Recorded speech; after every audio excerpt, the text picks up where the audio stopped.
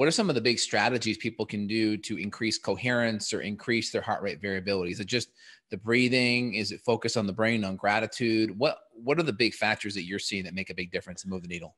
Well, for the record, I'm a technologist, so I'm going to give my technologist's take on it, and then Dr. J can put the actual healthcare professionals' expertise on it. But what affects heart rate variability, Doc, really goes back to the core functional medicine principles, which is infection present? Is there a pathogen? Is there a toxin somewhere in the body? So that can exacerbate heart rate variability. It could be a physical stressor. So is a person injured?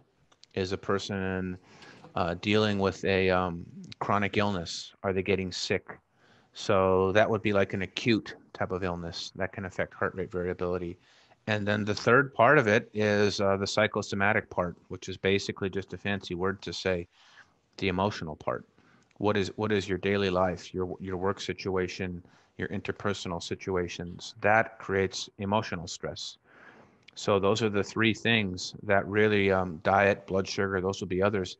They all negatively affect our heart rate variability, and they are all what we would call stressors.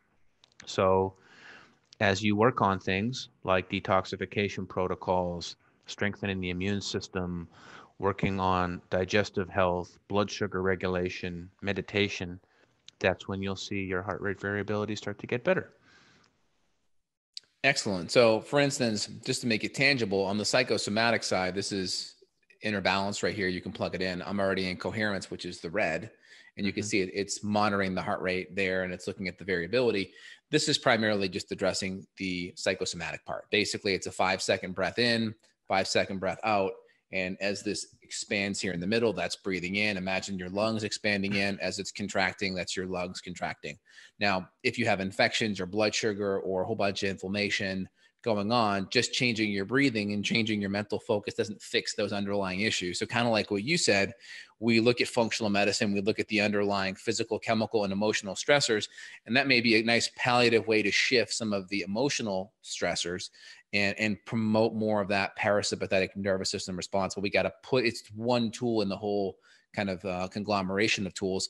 And then we want to be able to chart it. So maybe we incorporate this, we chart it, use an Oura ring or use some of the Inner Balance app. Maybe we incorporate other things like addressing infections. Why don't we do a little demo here, Doc? Can you see my screen? Yeah, looks great. So what I'm going to do is actually, you can see here my meditation time. And I'm going to actually put my meditation time right next to my heart rate variability. Let's see, let's do it this way. So what you see on the screen here for people who are watching on YouTube is I track meditation time. I like to meditate. I can't say I do it every day, but I try to do 20 minutes in the morning before I pick up my phone and start the craziness. And then I try to do 20 minutes before bed. And so that's logged here. And then I can look at my heart rate variability, which is measured by the Oura ring. That's one of my favorite devices. There's others that I use and recommend, like the BioStrap and Elite HRV. These are things anyone can purchase and measure heart rate variability, basically measure stress. So as my meditation sessions increase, does my heart rate variability improve? And actually, there's a very, very strong correlation. And so the weeks where I'm meditating regularly, I'll see my heart rate variability in the high 40s and 50s. And the weeks when I'm traveling and I'm on the road and I don't have my healthy foods handy and I'm not getting as much sleep, I'll start to see my heart rate variability trend down. It could go as low as 20 sometimes if I've been on a red-eye flight and running to meetings. So I can use these as levers. And for me, as a business owner, everything I do is about my resiliency, my recovery, and my stress management. This is actually probably one of the most important numbers I can look at. And you can see here, if my blood sugar is good, you can see on about 88 on the blood sugar. I'm in a really nice state of nutritional ketosis here, about 0.8 millimolars. I'm getting really good sleep.